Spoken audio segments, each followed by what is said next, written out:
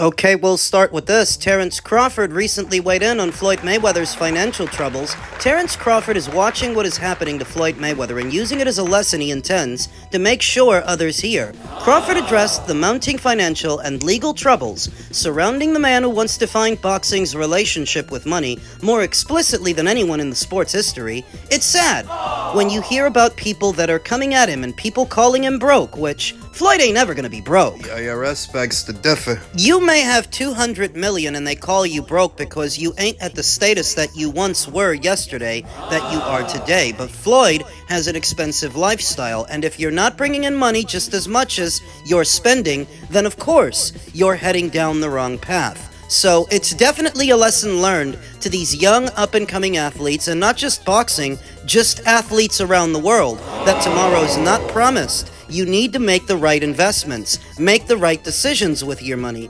because you can use it as a tool to keep making money. But at the same time, it can hinder you, and you can burn yourself at the end of the day thinking that you're going to get another check tomorrow, so you've got to plan for the future. And some people don't do that. Floyd Mayweather has to have some of the worst spending habits that I've ever seen from an athlete across all of sports. I mean, this guy had a real talent for frittering away dollars on pure garbage. Status symbols. No matter how high he climbed in the sport of boxing, and no matter how much money he generated, how much he made, and how much he took home, he seems to have wanted to tell the whole world that he was rich. Communicate that. That's what all the status symbols were for. I remember once reading he spent $18 million on a watch. But after a certain point, you're Floyd Mayweather. The whole world already knows you're rich. So what need is there for all the status symbols? Are you that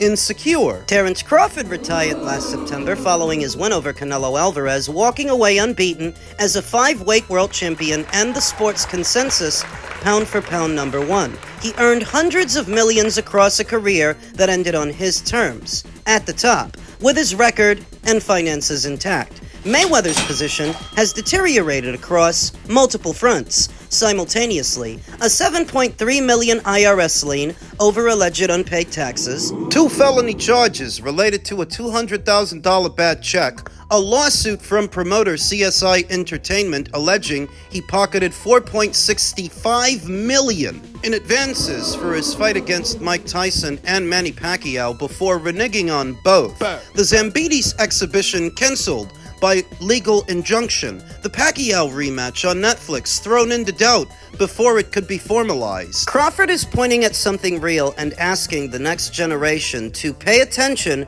before the lesson needs to be learned firsthand. Well, unfortunately, Floyd Mayweather was not the first top-shelf athlete to potentially go broke and lose it all, and he won't be the last. The next generation, you're going to see the same thing, because what this is really about is impulse control. The pursuit of wealth, as it were, in an immature man's mind, is the pursuit of excess, decadence, and wasteful spending. That is how some define what it is to be rich, what it is to be wealthy. They don't yet have enough life experience to realize it's not necessarily how many luxury items you can buy with your money, but how much of your own time you get to keep. Not working for others, not working for someone else and playing by their rules. I'm not telling these guys to start clipping coupons and pinching pennies, but you go into the Gucci store like Floyd Mayweather used to, spending $1 and $2 and $3 million. All you're really doing is making Gucci rich. You ain't saying much. Go into the jewelry store to buy more jewelry, hundreds of thousands of dollars worth, millions. All you're really doing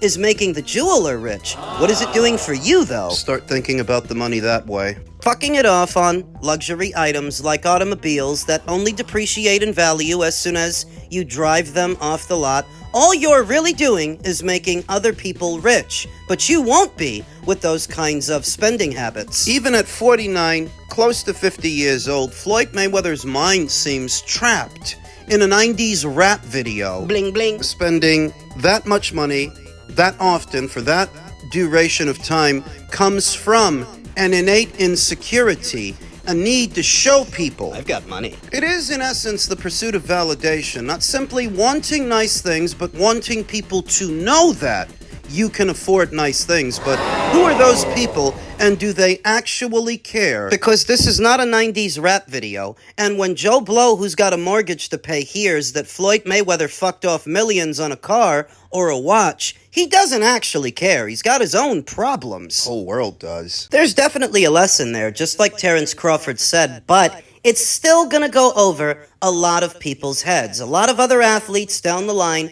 are gonna make the same mistake that Floyd made. You'll see. Because financial literacy isn't part of the curriculum in schools. It's not taught at uni. Impulse control. It isn't really something that they teach. Men's heavyweight news. The IBF hands Moses Itauma world title shot to where the Hrgovic fight no longer makes sense. Moses Itauma has been handed a direct route to the IBF heavyweight title, leaving Queensbury with one obvious question. Why risk everything against Filip Hrgovic? In a statement sent to World Boxing News, the International Boxing Federation confirmed it had received official notice on June 26 that Oleksandr Usyk was vacating the IBF Heavyweight Championship in accordance with its championship rules. The governing body ordered top-ranked Frank Sanchez to negotiate with number 3 contender Moses Itauma for the vacant title. The pair have until July 29th to reach an agreement. Instantly, Hrgovic became an unnecessary obstacle on Itauma's path to a world title. When Itauma agreed to face Hrgovic on August 29th at the O2 in London, it represented the perfect step up for one of boxing's brightest young heavyweights. That equation has completely changed. In the statement provided to World Boxing News, the IBF also acknowledged Usyk's reign before confirming the order. Throughout his distinguished career, Usyk has established himself as one of the sport's elite competitors, and the IBF is honored to have recognized him as one of its world champions.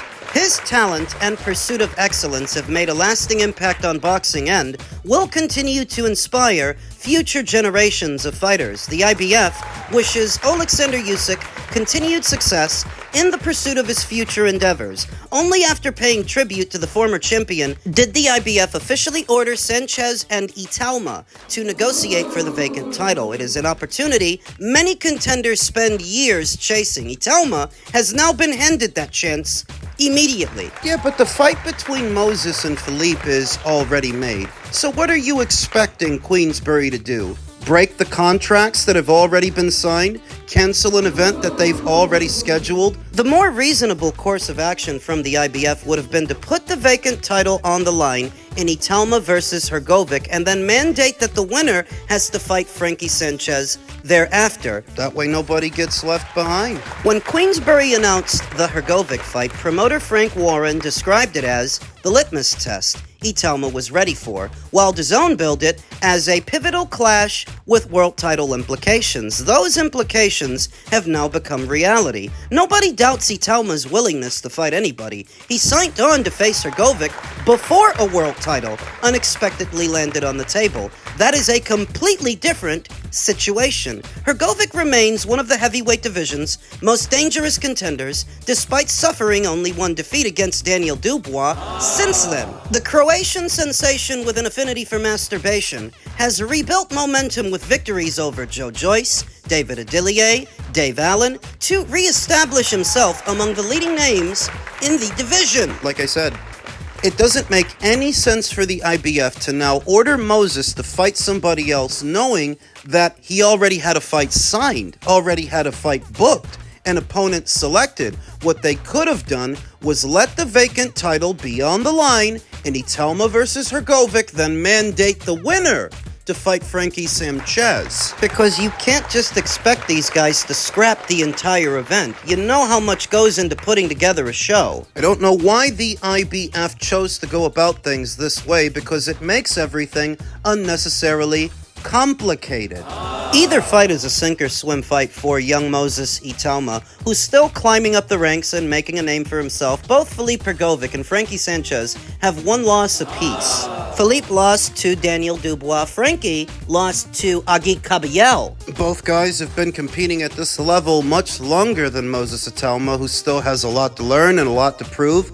I like either fight for Moses Itauma. This could also help Itauma in his historic mission that has already missed one mark. Itauma's dream of Breaking Mike Tyson's record as the youngest heavyweight champion is already gone, but another target remains within reach. If the 21-year-old wins the vacant IBF title before October, he would move ahead of Floyd Patterson to become the second youngest heavyweight champion in history. Was that really Moses' dream? Or was it Frank Warren's? Was it Frankie's sales pitch? If the 21-year-old wins the vacant IBF title before October, he would move ahead of Floyd Patterson to become the second youngest heavyweight champion in history. If he waits until after facing Hrgovic, that opportunity disappears forever. Queensberry matched Itauma with Hrgovic because it appeared to be the quickest route to a title opportunity. The IBF has now handed them an even quicker one. Unless the deal with Hrgovic is already beyond saving, Queensberry should exhaust every option to make the Sanchez fight instead. The IBF has unexpectedly handed Itauma a world title shot and a chance to become the second youngest heavyweight champion in history. Passing up that opportunity for an unnecessary risk would be difficult to justify. I disagree. You can't go as far as getting the two teams together, reaching a deal, announcing a fight, and scheduling a date, and then call it all off spur of the moment. Because Usyk retired or because the title became available, that was all the more reason for the IBF to make the title available. Make it available to Moses, make it available to Philippe, and mandate that the winner fight Frankie. That would have been the most reasonable approach that accommodates what everybody needs and what everybody deserves. Because Frankie deserves a shot. I'm not saying he doesn't. Just going about things this way, it makes it unnecessarily complicated. It doesn't have to be. You sort of have to think on your feet with this one. Improvise. They probably weren't expecting Alexander Usyk to vacate his title. Not yet. We'll see if they can't reach some sort of resolution, because it's less than ideal to expect Queensberry to scrap an event they've already made for a deal that's already been agreed to, then enter negotiations with another team to try and make another fight? Elsewhere in the division, former champion Flavio Wardley is now back in training. The Daniel Dubois rematch happens when Flavio is ready. Sort of vague, ambiguous statement. Is he ready or is he not ready? Fabio Wardley's manager, Michael Ofo, has given an update on his fighter's condition and upcoming rematch with Daniel Dubois. The two heavyweights treated fans to a thriller in May, knocking lumps out of each other from the first bell, with Wardley, in particular, showing freakish toughness throughout. Wardley, having had Dubois down twice early on, was then bloodied and bruised from Dubois' attacks and was eventually saved by the referee after 11 hellacious rounds. Wardley handed over his WBO heavyweight title to Daniel, and in the days following the bout, triggered his right to a return. There's no news on when the rematch will be, but we've activated the rematch Ofo told boxing scene. I've spoken to Flavio. Flavio's excited to be in such a fight again, knows the mistakes that he made, and wants to get it back in blood again. I think it's down to when Fabio wants to take it. He's resting at the moment. We've activated the rematch, so it will happen in due time, and I can guarantee that Fabio will be 100% when the fight does happen. Reports suggested there was a deadline in place for when the rematch must happen. Yeah, and it's in favor of Flavio, so there's no rush, said Ofo. I've heard people say it's going to happen within 3 months. It's not going to happen within 3 months. It happens when Flavio's ready. Well, is he ready or is he not ready? Because he activated the rematch clause. They ain't got forever to do it. The first contest, which surely will win Fight of the Year, was a tough watch at times due to the punishment that Wardley was taking and the injuries to his face. Wardley seemed to stumble around at times with blood spewing profusely from large gashes above his eyes. However, Ofo explained that the injuries looked worse than they actually were. He came out of the ring, numerous doctors saw him backstage. He wasn't concussed. There was nothing broken, Ofo said. No nose broken, no fractures. It was purely just the cosmetics. So it's just blood, which his nose always goes. So yeah, he's resting up, healing, and he's actually been doing a bit of training. So Flavio's fine. Wardley's training team of Ben Davison and Rob Hodgins were criticized for allowing Wardley to fight for as long as they did. So, will they be in the corner for the rematch? That decision is down to Fabio, but I think Fabio's very happy with the team, said Ofo. Fabio was always responding. So as much as I got some of the criticism, I didn't get it. Because if you know and you've watched Fabio's fights before, he's always responding. It's a heavyweight world title fight. It's one of the best fights we've ever seen. So when I see people complain, I just think, just weirdos.